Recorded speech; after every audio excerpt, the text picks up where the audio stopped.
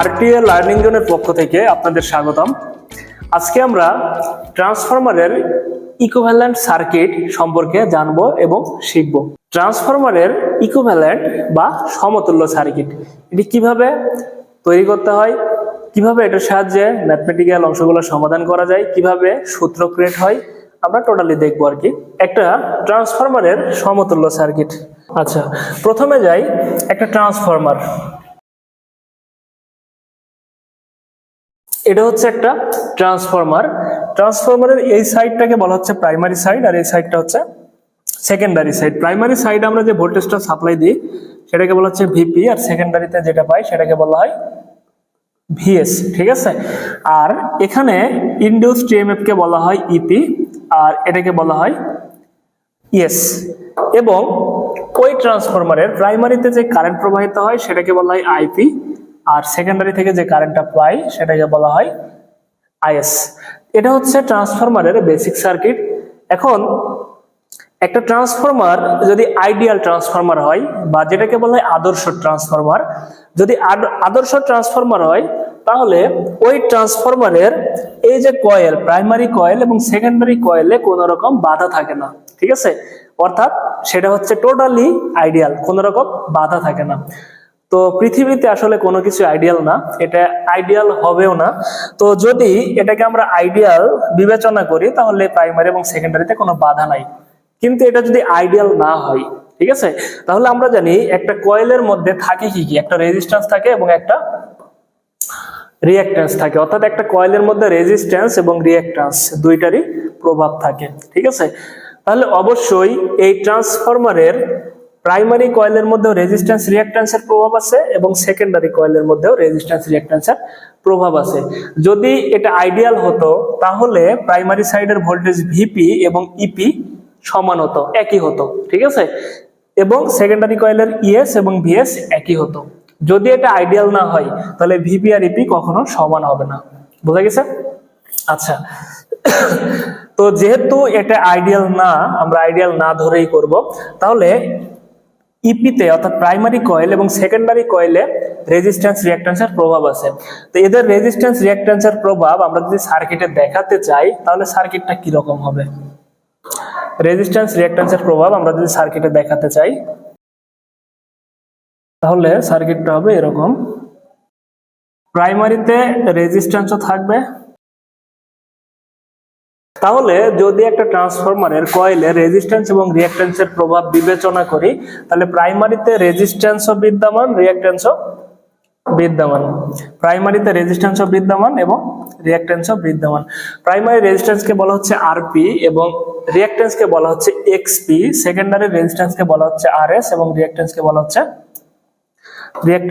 হচ্ছে এক্সএস। ঠিক আছে, এখন এখানে দেওয়া হয় সাপ্লাই ভিপি আর এখানে পাই হচ্ছে আমরা ইপি, এখানে থাকে ইএস আর এখানে পাই ভিএস। ঠিক আছে, তো দেখো যদি আমরা এটাকে আইডিয়াল না ধরি তাহলে ভিপি আর ইপি কি কখনো সমান হবে? কখনো না, কারণ এখানেও কিছু পরিমাণ ড্রপ হবে, এখানেও কিছু পরিমাণ ড্রপ হবে, যার কারণে ইএস আর ভিএস কখনো সমান হবে না। কিন্তু এই জন্য বলা হয় যে আইডিয়াল ট্রান্সফরমারের ক্ষেত্রে এই দুটো ভোল্টেজ সমান, অর্থাৎ ভিপিপি এবং ভিএসএস এরা সমান। আর যদি ট্রান্সফরমার আইডিয়াল না হয় তাহলে তারা কখনোই সমান হবে না। ঠিক আছে, এখন আমরা প্রাইমারি সাইডের কয়েলের রেজিস্ট্যান্স এবং রিঅ্যাকট্যান্সকে আমরা বাইরে দেখাইছি। এতটুকু কিন্তু এখন আইডিয়াল, এতটুকু। ঠিক আছে, এতটুকুতে কোনো রেজিস্ট্যান্স রিঅ্যাকট্যান্সের প্রভাব আর নাই, কারণ আমরা প্রভাবটুকু বাইরে দেখাই দিছি। তাহলে এটা গেল হচ্ছে একটা ট্রান্সফরমার, এখান থেকে এটা আমরা আঁকাইতে পারি। এখন এই ট্রান্সফরমারের যদি আমরা সার্কিট অঙ্কন করি, এখানে তো কোর সহকারে দেখানো হয়েছে, তাই না? তো এটাকে যদি আমরা সার্কিট অঙ্কন করি, কারণ হচ্ছে ম্যাথমেটিক্যাল টার্ম বলো আর যে কোনো অংশই বলো সমাধান করতে গেলে আমাদের কিন্তু সার্কিটের প্রয়োজন হবে। আর ট্রান্সফরমারের সমতুল্য সার্কিট, ইকুইভ্যালেন্ট সার্কিট যদি ভালোভাবে বুঝতে পারো তাহলে ট্রান্সফরমারের কিন্তু অধিকাংশ ম্যাথগুলাই হয়ে যাবে। কারণ অধিকাংশ ম্যাথগুলো করতে গেলে ট্রান্সফরমারের ইকুইভ্যালেন্ট সার্কিটের সহায়তা কিন্তু আমাদের নিতে হবে। এখন এখানে যদি আমরা এই সার্কিটটাকে এরকম ভাবে অঙ্কন করি, অর্থাৎ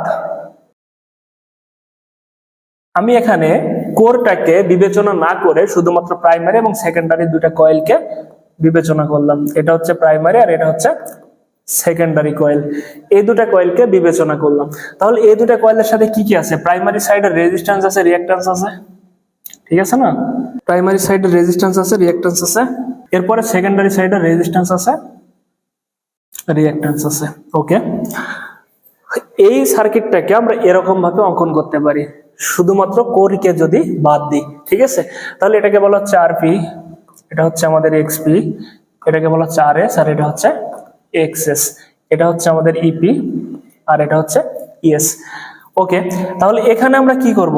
সাপ্লাই দিব ভিপি, আর এখান থেকে আমরা কি পাবো? ট্রান্সফরমার থেকে যে ভোল্টেজটা পাবো সেটাকে বলা হচ্ছে ভিএস। অর্থাৎ এখানে কিন্তু লোড লাগানো থাকবে সেকেন্ডারিতে। সেকেন্ডারিতে লোড থাকে না? হ্যাঁ, সেকেন্ডারিতে লোড থাকে। এই লোডটাকে আমরা যদি বলি জেডএল, ঠিক আছে? এই যে কয়েলের রেজিস্ট্যান্স এবং রিঅ্যাকট্যান্স, আমরা জানি যে কোনো মেশিনের বা যে কোনো জায়গায় যাবতীয় লসের মেন কারণ হচ্ছে কি? রেজিস্ট্যান্স। ম্যাক্সিমাম লসগুলাই হয়ে থাকে রেজিস্ট্যান্সের কারণে, ঠিক আছে?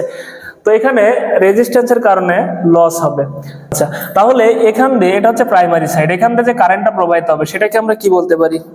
এখান দিয়ে যে কারেন্টটা প্রবাহিত হবে সেটাকে আমরা বলতে পারি আইপি, আর এখান দিয়ে যে কারেন্টটা যাবে সেটাকে আমরা কি বলতে পারি? আইএস বলতে পারি, ঠিক আছে? এই পর্যন্ত ঠিক আছে। এখন আসি এই ট্রান্সফরমারে আমি যদি এই সেকেন্ডারি কোনো কারণে খোলা রাখলাম, লোড দিলাম না, ঠিক আছে? তো সেকেন্ডারিতে যদি লোড সংযুক্ত না করি, এই প্রাইমারিতে যখন আমরা ভোল্টেজ সরবরাহ দিচ্ছি, সাপ্লাই দিচ্ছি, তখন কিন্তু এই কয়েলে চুম্বক ক্ষেত্র তৈরি হবে এবং ম্যাগনেটিক ফ্লাক্স উৎপন্ন হবে। সেকেন্ডারিতে লোড দিই বা না দিই, এটার সাথে কিন্তু এটা সম্পর্কযুক্ত না। এখানে ভোল্টেজ আবিষ্ট হবে, ম্যাগনেটিক ফিল্ড তৈরি হবে এবং ম্যাগনেটিক ফ্লাক্সও উৎপন্ন হবে। এটা কিন্তু সেকেন্ডারির সাথে সম্পর্কিত না। আবার সেকেন্ডারিতে যদি আমরা লোড সংযুক্তও করি, তারপরেও কিন্তু এখানে ভোল্টেজ আবিষ্ট হবে, চুম্বক ক্ষেত্র তৈরি হবে, ম্যাগনেটিক ফ্লাক্সও উৎপন্ন হবে, ঠিক আছে?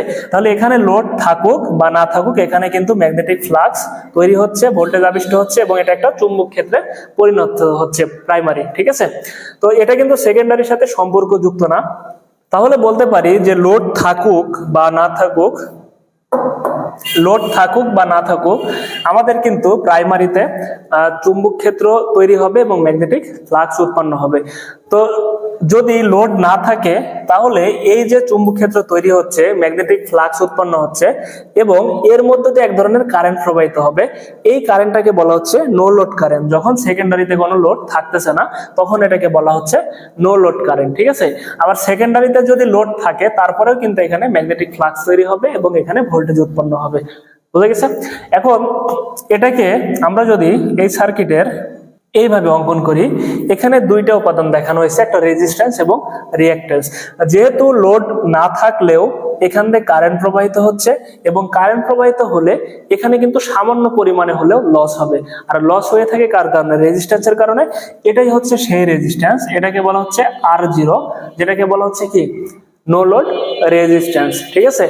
এরপরে যেহেতু এখানে ম্যাগনেটিক ফ্লাক্স তৈরি হচ্ছে, লোড থাকুক বা না থাকুক ম্যাগনেটিক ফ্লাক্স তৈরি হচ্ছে, এই ম্যাগনেটিক ফ্লাক্সটা তৈরি হয় কিন্তু রিঅ্যাকট্যান্সের কারণে। এটাই হচ্ছে সেই রিঅ্যাকট্যান্স, এটাকে বলা হচ্ছে X0। মূলত এগুলাকে নো লোড হিসেবে R0 এবং X0 ডিনোট করা হয়েছে, কিন্তু এটা কিন্তু লোড থাকলেও এখানে ম্যাগনেটিক ফ্লাক্স তৈরি হবে, না থাকলেও ম্যাগনেটিক ফ্লাক্স তৈরি হবে। সুতরাং লোড থাকুক বা না থাকুক, এই পোর্শনটুকু কিন্তু সব সময় এখানে থাকবে যদি ম্যাথে বলে দেওয়া থাকে। তো এখানে X0 এর কারণে কিন্তু ম্যাগনেটিক ফ্লাক্স উৎপন্ন হবে, আর R0 এর কারণে কি হবে? নো লোড অবস্থায় লস হবে। এখন R0 তে যে কারেন্টটা প্রবাহিত হবে, সেই কারেন্টের নাম বলা হয় IW। এটাকে বলা হয় ওয়ার্কিং কারেন্ট। IW দ্বারা বোঝাই ওয়ার্কিং কারেন্ট। আচ্ছা, তোমাদের যদি মনে না থাকে, তোমরা ভিডিওটা স্টপ করে এগুলা খাতায় লিখে নিতে পারো যে IWটা হচ্ছে ওয়ার্কিং কারেন্ট। আর রিঅ্যাকট্যান্সের ভেতর দিয়ে যে কারেন্টটা প্রবাহিত হয় সেটাকে বলা হয় Iμ। এটাকে Iμ দ্বারা প্রকাশ করা হয়। Iμ দ্বারা বোঝাই হচ্ছে ম্যাগনেটাইজিং কারেন্ট। অর্থাৎ লোড থাকুক বা না থাকুক, এখানে ম্যাগনেটিক ফ্লাক্স উৎপন্ন করতে যে কারেন্টটা প্রয়োজন হচ্ছে, এটাকে বলা হচ্ছে ম্যাগনেটাইজিং কারেন্ট। এই যে I ওয়ার্কিং কারেন্ট এবং ম্যাগনেটাইজিং কারেন্ট, এই দুটো কারেন্টকে একত্রে বলা হয় I নট। ঠিক আছে, এই দুটা কারেন্টকে একত্রে বলা হয় আই নট। এখন আসি এখানে সেকেন্ডারিতে যে কারেন্টটা প্রবাহিত হচ্ছে, এখান দিয়ে যে কারেন্টটা যাচ্ছে, এই কয়েলের প্যাচ সংখ্যার উপর ভিত্তি করে সেকেন্ডারিতে কতটুকু কারেন্ট যাবে সেটা আমরা বুঝতেছি নাকি। তার মানে এখান দিয়ে অবশ্যই একটা কারেন্ট যাচ্ছে, এই কারেন্টটা আসলে কত, এই কারেন্টের নামটা হচ্ছে আইপি প্রাইম। ঠিক আছে, এই কারেন্টের নাম দিলাম আমি আইপি প্রাইম। এখন আইপি তাহলে এখানে কত, অবশ্যই আই নট এবং আইপি প্রাইম এই দুটা মিলা আমরা বলতে পারি হচ্ছে আইপি। ঠিক আছে, আর আই নটটা কি, ওয়ার্কিং কারেন্ট এবং ম্যাগনেটাইজিং কারেন্ট, এই দুটা মিলা হচ্ছে আই নট, অর্থাৎ I naught, no load current. তো এটা গেল হচ্ছে ট্রান্সফরমারের কি একটা সমতুল্য সার্কিট। এটাকে আরো সিম্পলিফাই করতে হবে, এখনই শেষ না। ঠিক আছে, এখন আসি, তো এটা হচ্ছে ট্রান্সফরমারের ওয়ার্কিং কারেন্ট এবং ম্যাগনেটাইজিং কারেন্ট। ওয়ার্কিং কারেন্ট এবং ম্যাগনেটাইজিং কারেন্ট এই দুটা কারেন্ট মিলে একত্রে হয় হচ্ছে আই নট। ঠিক আছে, এবং আই নট এবং আইপি প্রাইম এই দুটা কারেন্টের যোগফল হচ্ছে আইপি, অর্থাৎ প্রাইমারি কারেন্ট। যদি কখনো ম্যাথে এই পোর্শনটুকু দেয়া না থাকে, অর্থাৎ নো লোড কারেন্টের কথা বলা না থাকে, তাহলে সরাসরি আইপি প্রাইম এবং আইপি একই কারেন্ট হবে। ঠিক আছে, তো এইগুলা জিনিস একটু বুঝতে হবে। এরপরে আসি, এই সার্কিটটাকে আরো সিম্পলিফাই করব। যেহেতু আমি ইকুইভ্যালেন্ট সার্কিট তৈরি করব, অর্থাৎ সমতুল্য সার্কিট তৈরি করব, তো সমতুল্য সার্কিট কিন্তু প্রাইমারি সাইডের সাপেক্ষেও করা যায় এবং সেকেন্ডারি সাইডের সাপেক্ষেও করা যায়। তো সমতুল্য সার্কিট হবে যে কোনো একটা সাইডের সাপেক্ষে, হয় প্রাইমারি নয় সেকেন্ডারি সাইডের সাপেক্ষে। ঠিক আছে, তো আমরা প্রাইমারি সাইডের সাপেক্ষেও করতে পারি, সেকেন্ডারি সাইডের সাপেক্ষেও করতে পারি। এখানে আমি দুইটাই দেখাবো, একটা দেখাবো প্রাইমারি সাইডের সাপেক্ষে, একটা দেখাবো সেকেন্ডারি সাইডের সাপেক্ষে। ঠিক আছে, রেফার টু প্রাইমারি, আর এটা হচ্ছে প্রাইমারি সাইডের সাপেক্ষে দেখাবো, আর এটা হচ্ছে সেকেন্ডারি সাইডের সাপেক্ষে দেখাবো। এখন এখানে ট্রান্সফরমারের দুইটা সাইড, প্রাইমারি এবং সেকেন্ডারি, দুইটা সাইডের রেজিস্ট্যান্স, রিঅ্যাকট্যান্স, কয়েলের প্যাচ সংখ্যা, যাবতীয় কিছু টোটালি কিন্তু আলাদা। ঠিক আছে, এখন আমি যে কোনো একটা সাইডের সাপেক্ষে দেখাবো। এখানে হবে কি, আমি যদি প্রাইমারি সাইডের সাপেক্ষে সমতুল্য সার্কিট অঙ্কন করি, তাহলে সেকেন্ডারিকে প্রাইমারিতে নিয়ে চলে আসতে হবে, সেকেন্ডারিকে যাবতীয় কম্পোনেন্টকে প্রাইমারিতে নিয়ে চলে আসতে হবে। ঠিক আছে, তো সেকেন্ডারির যাবতীয় কম্পোনেন্টকে আমি যদি প্রাইমারিতে নিয়ে চলে আসি, তাহলে সেকেন্ডারি কম্পোনেন্টের নেচার গুলাও প্রাইমারি সাইডের কম্পোনেন্টের নেচারের সাথে মিলতে হবে। বোঝা গেছে? আর আমি যদি প্রাইমারি সাইডের যাবতীয় কম্পোনেন্টকে সেকেন্ডারিতে নিয়ে যাই, তাহলে প্রাইমারি সাইডের যে কম্পোনেন্ট গুলা তাদের নেচার সেকেন্ডারি সাইডের কম্পোনেন্টের নেচারের সাথে মিলতে হবে। এটা মিলার জন্য কি করতে হবে, তো দেখি মিলার জন্য কি করা যায়। আমি একটু বোঝাই, এটা একটু আলাদা। যেমন আমরা জানি প্রাইমারি সাইডের পাওয়ার এবং সেকেন্ডারি সাইডের পাওয়ার একই। আচ্ছা, পি সমান আমরা নরমালি কি লিখতে পারি, আই স্কয়ার আর লিখতে পারি। আচ্ছা, প্রাইমারি সাইডের পাওয়ার সমান আমি কি লিখতে পারি, আইপি স্কয়ার আরপি লিখতে পারি না? হ্যাঁ। সেকেন্ডারি সাইডের পাওয়ার কি লিখতে পারি, আইসি স্কয়ার আর এস লিখতে পারি। এখন এদের নেচার আলাদা হলেও এদের একই একটা জিনিস সেম এখানে আমরা দেখতেছি, সেটা হচ্ছে পাওয়ার। পাওয়ার কিন্তু সেম, নেচার আলাদা হতে পারে। এ বড় লোক হতে পারে, ধনী গরিব হতে পারে। ঠিক আছে, এ গরিব হতে পারে, বড় লোক হতে পারে, কিন্তু এদের পাওয়ারটা হচ্ছে একই রকম। এখন এদের নেচার যদি একই রকম করতে যায়, অর্থাৎ এই গরিবকে যদি আমি বড় লোক করতে যাই অথবা বড় লোককে যদি গরিব করতে যাই, তাহলে এই পাওয়ার যেহেতু একই রকম, এটাকে আমরা ব্যবহার করব। তো কিভাবে, প্রাইমারি সাইডের পাওয়ার আইপি স্কয়ার আরপি, সেকেন্ডারি সাইডের পাওয়ার আইসি স্কয়ার আরএস। এখন আমি যদি আরপি বের করবো, অর্থাৎ আরএস কে দিয়ে আমরা আরপি বের করবো, তাহলে কি লিখতে পারি, আরপি সমান IC square by IP square into RS, এটা লেখা যায়। ঠিক আছে, একটু আগেই দেখালাম এটা লেখা যায়। তো আমরা আগেই শিখছি যে আইএস বাই আইপি সমান লেখা যায় এ, অর্থাৎ ট্রান্সফরমেশন রেশিও এ লেখা যায়। তাহলে এটার উপর স্কয়ার আছে, এটা লেখা যায় কিনা? তাহলে আমি যদি আরএস কে প্রাইমারি সাইডের আরপির নেচারে নিয়ে আসতে চাই, তাহলে এটাকে ট্রান্সফরমেশন রেশিও স্কয়ার দ্বারা কি করতে হবে, গুণ করতে হবে। বোঝা গেছে? এতটুকু বুঝলে হবে যে আমরা যদি সেকেন্ডারি সাইডের রেজিস্ট্যান্স হোক আর রিঅ্যাকট্যান্স হোক, এটাকে যদি প্রাইমারি নেচারের সাথে মিলাতে চাই, তাহলে রেশিওর স্কয়ার দ্বারা গুণ করতে হবে। সেম ভাবে আমরা যদি এই অংশটুকু থেকে আমি যদি আরপি বের না করে আরএস বের করবো, তাহলে আরএস বের করলে কি হবে, আইএস এর পাশে চলে আসবে, তাহলে IP square by IC square into RP হবে। ঠিক আছে। তাহলে আইপি বাই আইএস সমান কি লেখা যায়, আইএস বাই আইপি মানে হচ্ছে এ, তাহলে আইপি বাই আইএস সমান কি লেখা যায় 1/a স্কয়ার ইন্টু আরপি লেখা যায়। অর্থাৎ আমরা যদি প্রাইমারি রেজিস্ট্যান্সকে সেকেন্ডারির নেচারে নিয়ে যেতে চাই তাহলে এটাকে ট্রান্সফরমেশন রেশিওর স্কয়ার দ্বারা ভাগ করতে হবে, ঠিক আছে। তাহলে এখান থেকে সামারাইজ করলে এটাই আসে যে সেকেন্ডারি থেকে কোনো রেজিস্ট্যান্সকে যদি আমরা প্রাইমারিতে নিয়ে আসি, বা সেকেন্ডারি থেকে কোনো রিঅ্যাক্ট্যান্সকে যদি প্রাইমারিতে নিয়ে আসি, বা কোনো ইম্পিডেন্সকে যদি প্রাইমারিতে নিয়ে আসি, তাহলে এ স্কয়ার দ্বারা গুণ করতে হয়। আর যদি প্রাইমারি থেকে কোনো রেজিস্ট্যান্স, রিঅ্যাক্ট্যান্স বা ইম্পিডেন্সকে সেকেন্ডারিতে নিয়ে যাই তাহলে এ স্কয়ার দ্বারা ভাগ করতে হয়, ঠিক আছে। আশা করি বুঝতে পারছো এতটুকু। এটা যদি কারো মনে না থাকে, মনে রাখার একটু সহজ শর্টকাট টেকনিক আছে। যেমন প্রাইমারি সাইডে আমরা দাঁড়াই আছি, আমি সেকেন্ডারি থেকে প্রাইমারিতে অর্থাৎ আমার দিকে কিছু নিয়ে আসব, ঠিক আছে। আমার দিকে আমি যাই নিয়ে আসি না কেন, কি হবে, সেটা বৃদ্ধি পাবে। তো এ স্কয়ার দ্বারা গুণ করলে কিন্তু বৃদ্ধি পায়, ভাগ করলে কিন্তু কমে যায়। এখান থেকে আমরা বলতে পারি যে প্রাইমারি অর্থাৎ সেকেন্ডারি থেকে প্রাইমারিতে অর্থাৎ আমার দিকে কিছু নিয়ে আসলে গুণ করতে হবে, আর আমার দিক থেকে কিছু চলে গেলে যেহেতু কমে যাবে সুতরাং ভাগ করতে হবে, ঠিক আছে। আচ্ছা, এতটুকু অংশ আমি মুছে দিলাম। তাহলে এখান থেকে শর্টকাট সামারাইজ আমরা এটাই বলতে পারি যে সেকেন্ডারি থেকে প্রাইমারিতে কিছু নিয়ে আসলে কি করতে হবে, গুণ করতে হবে। প্রাইমারি থেকে সেকেন্ডারিতে কিছু নিয়ে গেলে এ স্কয়ার দ্বারা ভাগ করতে হবে। এখন আসি, এই টোটাল সার্কিটকে আমি প্রাইমারি সাইডের সাপেক্ষে সমতুল্য সার্কিট বানাবো। তাহলে আমি সেকেন্ডারি থেকে এগুলাকে কি করবো, প্রাইমারিতে নিয়ে চলে আসবো। আচ্ছা, সেকেন্ডারি থেকে ওইগুলাকে প্রাইমারিতে নিয়ে চলে আসলাম, ঠিক আছে। আচ্ছা, এখানে আমি নো লোডটাকে এখানে আঁকাতে পারি, সমস্যা নাই। তাহলে এটা হচ্ছে আরপি, এটা হচ্ছে এক্সপি। এরপরে আমি সেকেন্ডারি রেজিস্ট্যান্স, রিঅ্যাক্ট্যান্স এবং লোড যা আছে সবকিছুকে প্রাইমারিতে নিয়ে আসবো। তাহলে প্রাইমারিতে নিয়ে আসলে রেজিস্ট্যান্স এবং রিঅ্যাক্ট্যান্স, সেকেন্ডারি রেজিস্ট্যান্সকে প্রাইমারিতে নিয়ে আসলে এটাকে বলা হয় আরপি প্রাইম। এটা সমান কি লেখা যায়, আর এস স্কয়ার। একটু আগে আমরা দেখলাম যে সেকেন্ডারি রেজিস্ট্যান্সকে প্রাইমারিতে নিয়ে আসলে স্কয়ার দ্বারা গুণ করতে হয়। সেম ভাবে আমরা যদি রিঅ্যাক্ট্যান্সকে নিয়ে আসি এটাকে বলা যায় এক্সপি প্রাইম, অর্থাৎ সেকেন্ডারি রিঅ্যাক্ট্যান্সকে প্রাইমারিতে নিয়ে আসার পরে যেটা পাই সেটাকে বলা হয় এক্সপি প্রাইম। এটাকে লেখা যায় এক্সএস স্কয়ার, ঠিক আছে। এখন আসি সেকেন্ডারি থেকে আর কি নিয়ে আসতে হবে, এই যে লোড আছে, তাহলে লোডকে যদি আমি প্রাইমারিতে নিয়ে আসি, নিয়ে আসলাম, এটাকে কি বলতে পারি, এই জিনিসটাকে এখানে না, এখানে ছিল, সরি। আচ্ছা, তাহলে আমরা যদি সেকেন্ডারি লোডকে প্রাইমারিতে নিয়ে আসি তাহলে এটাকে কি বলতে পারি, জেড এল পি প্রাইম। অর্থাৎ সেকেন্ডারি লোডকে প্রাইমারিতে নিয়ে আসলে জেড এল পি প্রাইম। এটা সমান কি লেখা যায়, আগে ছিল জেড এল, এর সাথে স্কয়ার গুণ করতে হবে। তাহলে এটা হয়ে গেল প্রাইমারি সাইডে, ঠিক আছে। এখন এ পাশে যা ছিল তা তো ফিক্স থাকবে, এখানে ছিল ভিপি, আর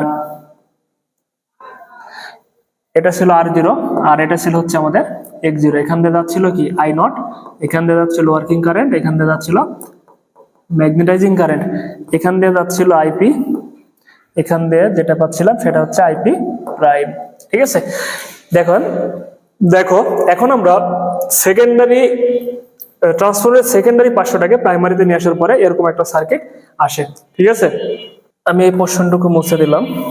এখন এই সার্কিটে আমি যদি এই যে নো লোড কারেন্টের যে অংশটুকু এটাকে যদি আমি এই পাশে নিয়ে আসি, অর্থাৎ এই পাশে বিবেচনা করি, ঠিক আছে, এটার খুব বেশি ইফেক্ট পড়ে না। এটাকে যদি আমি এই পাশে বিবেচনা করি তাহলে এই রেজিস্ট্যান্স এবং এই রেজিস্ট্যান্স যোগ হয়ে যায়, এই রিঅ্যাক্ট্যান্স এবং এই রিঅ্যাক্ট্যান্স যোগ হয়ে যায়। তাহলে এরকম যদি বিবেচনা করি কি রকম আসে সার্কিটটা, এরকম আসে না? তাহলে এখানে দুইটা রেজিস্ট্যান্স মিলে একটা রেজিস্ট্যান্স হয়ে গেছে এবং দুইটা রিঅ্যাক্ট্যান্স মিলে একটা রিঅ্যাক্ট্যান্স হয়ে গেছে।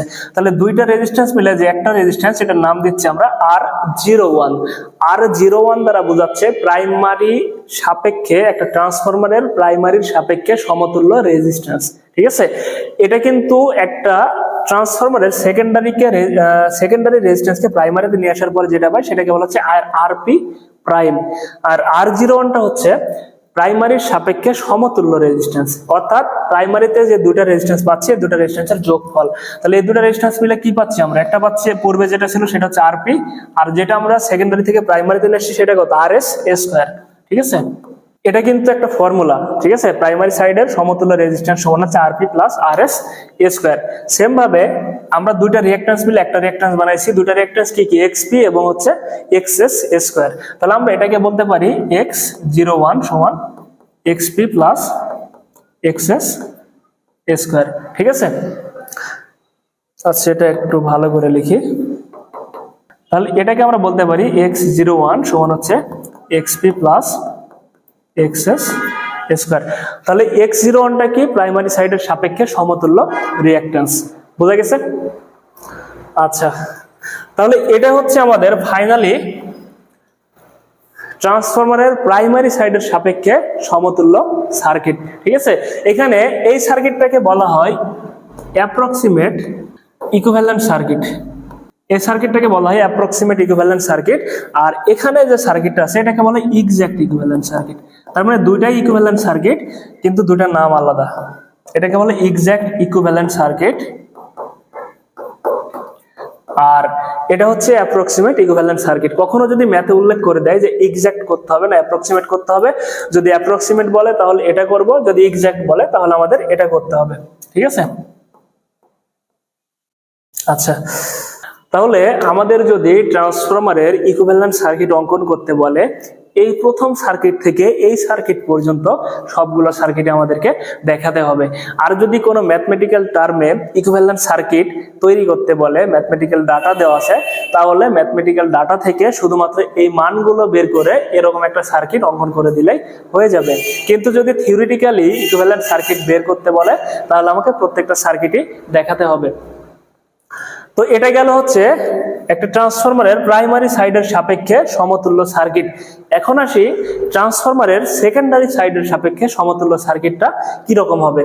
তো ট্রান্সফরমারের প্রাইমারি আর সেকেন্ডারি সাইডের সাপেক্ষে যাই বলুক না কেন, এই তিনটা সার্কিট কিন্তু চেঞ্জ হবে না, কারণ এখান পর্যন্ত আমরা প্রাইমারি এবং সেকেন্ডারি দুটাই আলাদা আছে, ঠিক আছে। তো যেহেতু এই তিনটা সার্কিট সেম থাকবে, তাহলে আমি যদি এই দুটা সার্কিট মুছে দিই তাহলে সেকেন্ডারি সাইডের সাপেক্ষে ইকুইভ্যালেন্ট সার্কিট কি রকম হবে। তাহলে প্রাইমারি সাইডে যত কম্পোনেন্ট গুলো আছে সবগুলো আমরা সেকেন্ডারি সাইডে নিয়ে চলে যাব। তাহলে সেকেন্ডারি সাইডে নিয়ে গেলে কি রকম হয়? আচ্ছা, সেকেন্ডারি সাইডে কি কি আছে? ইএস আছে, এগুলা ফিক্স থাকবে, ঠিক আছে।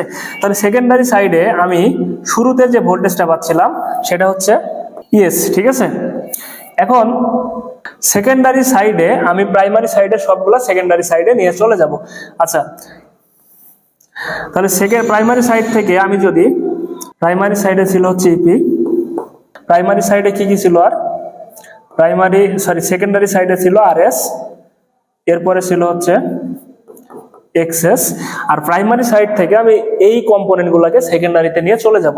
তাহলে কি কি পাবো? একটা পাবো হচ্ছে রেজিস্ট্যান্স এবং রিঅ্যাকট্যান্স। এই রেজিস্ট্যান্স কি প্রাইমারি থেকে সেকেন্ডারিতে নিয়ে গেছে, তাহলে এটা হচ্ছে আরএস প্রাইম। তো প্রাইমারি রেজিস্ট্যান্সকে সেকেন্ডারিতে নিয়ে গেলে কি করতে হয়?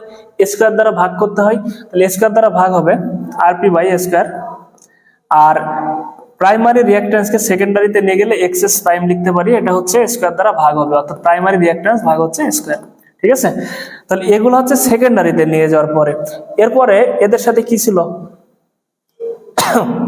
এই যে এই পোর্শনটুকু সেকেন্ডারিতে নিয়ে গেলে কি হবে?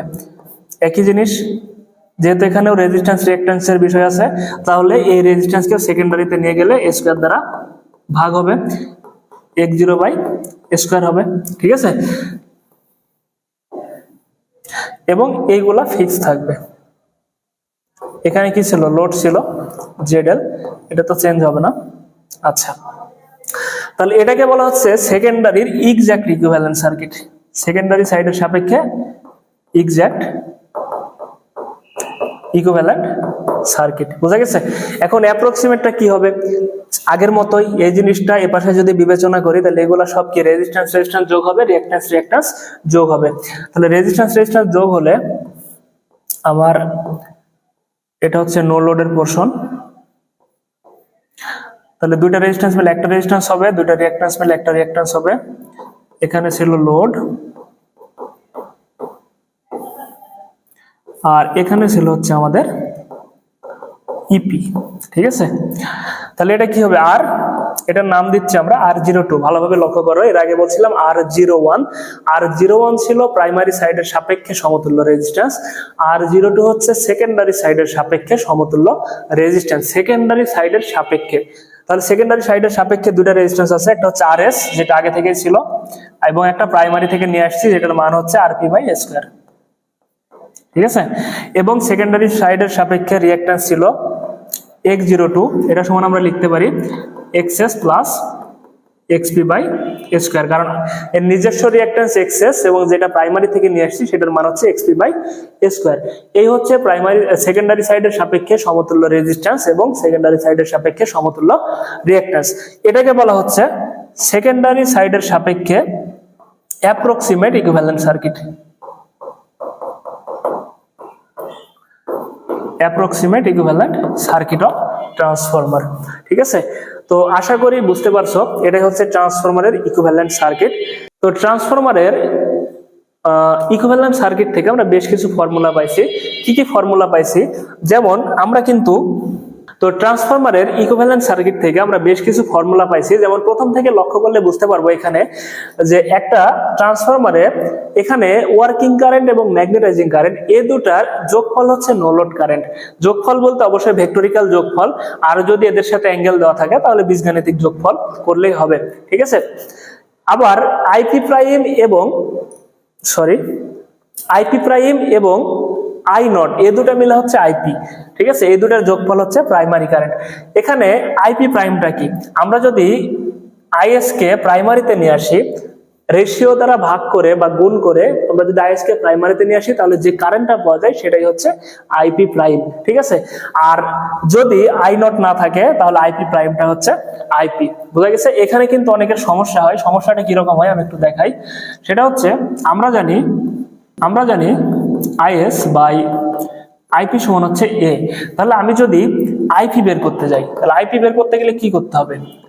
আইএস বাই এ করতে হবে নাকি? আইপি বের করতে গেলে আইএস বাই এ করতে হবে। তো আমি যদি সেকেন্ডারি কারেন্টকে রেশিও দ্বারা ভাগ দিই তাহলে প্রাইমারি কারেন্ট পাই। এই প্রাইমারি কারেন্টটা কিন্তু এই কারেন্টটা না, এই প্রাইমারি কারেন্টটা হচ্ছে আমরা এখানে যে কারেন্টটা, অর্থাৎ এই যে টার্ন রেশিও আছে এই রেশিও দ্বারা আমরা যদি এই কারেন্টকে ভাগ দিই তাহলে এখানকার কারেন্ট পাওয়া যায়। ঠিক আছে, এখন যদি নো লোড কারেন্টটা না থাকে তাহলে এই কারেন্টটাই আইপি, অর্থাৎ আইপি প্রাইমটাই আইপি। আর যদি নো লোড কারেন্ট থাকে তাহলে আমরা সরাসরি এটাকে কিন্তু আইপি বলতে পারবো না, এটাকে বলতে হবে আমার কি আইপি প্রাইম। এই জিনিসটা অর্থাৎ এই জায়গায় কিন্তু অনেকেই ভুল করে যে আমরা যে সেকেন্ডারি কারেন্টকে এই যে ফর্মুলা পাইছিলাম ট্রান্সফরমেশন রেশিও, এই এ দ্বারা যদি ভাগ দিই তাহলে আইপি পাই। এই আইপিটা কি আসলে এআইপি না, এআইপিটা হচ্ছে এখানকার আইপি, অর্থাৎ এখানকার কারেন্ট। তো যদি নো লোডের প্রভাব থাকে তাহলে এটা হচ্ছে আইপি প্রাইম, এই জন্য এটাকে আইপি না বলে আমরা সরাসরি আইপি প্রাইম বলতেছি। আর যদি নো লোডের প্রভাব না থাকে তাহলে আমার আর আইপি প্রাইম বলার দরকার নাই, সরাসরি আমি এটাকে আইপি বলতে পারি। ঠিক আছে, তো এখান থেকে এই ফর্মুলাটা আমরা পাই।